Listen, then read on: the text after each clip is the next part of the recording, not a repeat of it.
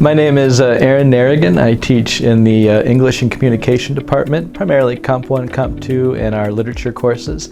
I've been teaching here at Hawkeye since 2002. My name is Robert Steed. I teach East Asian cultures and religions here at Hawkeye.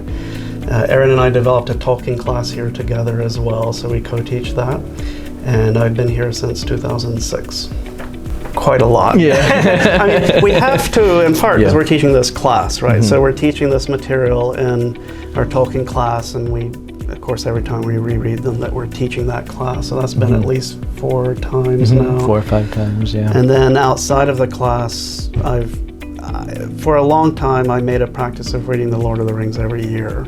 Right, and I'm probably the other way around. I've probably read The Hobbit more than I've read the other ones, but I'd say about 10. Yeah, I'm probably in double digits by now. Yep, I was talking to I think it was a librarian or somebody, they were kind of flabbergasted. I would read the same books over and over again, but I'm like, well, I know there's a lot of other great ones I haven't read, but I get much more out of these when I read them multiple times. So moot is an Old English word that means meeting. Actually, it's I think, participial form of the word meet. So moot is meeting, what we mean by meeting in contemporary English. Tolkien uses it in Lord of the Rings when the Ents, right, these kind of tree people, shepherds, get together and they have a moot, right, they have a meeting.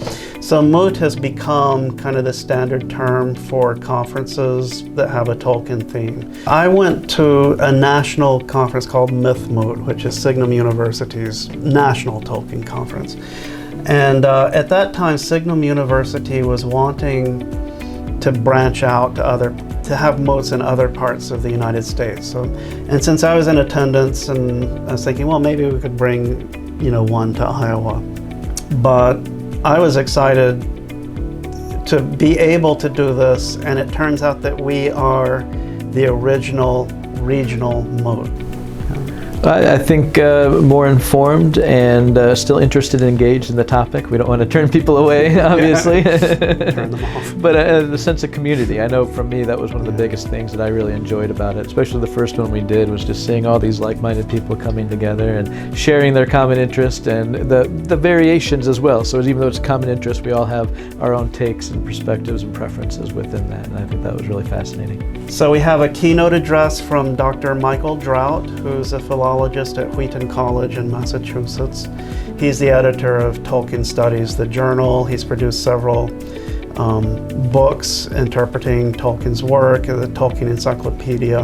Other guests will include Dr. Corey Olson, who's the Tolkien professor of the podcast that I mentioned earlier. Mm-hmm. And he's the president of Signum University and is also quite internationally prominent Tolkien scholar, so we're fortunate to have him. Mm-hmm. I think one of the enjoyable things about the conference is it is this mixture of kind of formal, academic, nationally oriented scholarship combined with just the ability to enjoy the local environment. I mean, Iowa's beautiful in the fall, and to Tolkien people, I think they say, oh, it's like the Shire out there. Yeah. So the cornfields and the changing colors, and we try to have a kind of a themed lunch. And so it's this nice opportunity to just kind of engage with Tolkien and the Tolkien community at a variety of levels of formality. A sense of fellowship with people that have a similar interest, One of the things that Tolkien really emphasizes in his work is that